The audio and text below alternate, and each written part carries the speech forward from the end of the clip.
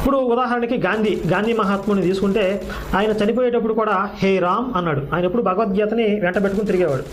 కనుక ఆయన తర్వాతి జన్మలో ఒక విశేషమైన పండితుడిగానో భగవత్ సంబంధమైన జ్ఞానం కలిగినటువంటి పండితుడిగానో జన్మించే అవకాశం ఉంది. అంటే ఒక్కొక్క మెట్టు ఎక్కుతూ ఆ సాధన ద్వారా చివరికి ముక్తిని పొందగలుగుతారు. ముక్తి అనేది ఒక జన్మలో వచ్చే అవకాశం చాలామందికి ఉండదు. ఎందుకంటే కొన్ని జన్మల సాధన ద్వారానే ముక్తిని పొందగలం. అది చివరి స్థాయి. ఇప్పుడు నేనున్నాను అనుకోండి, ఉదాహరణ చెప్తున్నా, నాకు ఈ జన్మలో ముక్తి వస్తుందని నాకే నమ్మకం లేదు.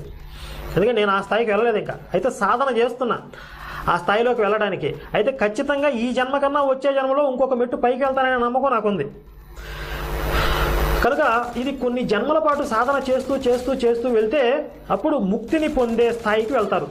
అప్పుడు ఈ ధన్యచింత అనే స్థాయికి వెళ్తే వారిక ఈ శరీరాన్ని సాక్షిభూతంగా చూస్తూ ఈ శరీరం పడిపోతుంది,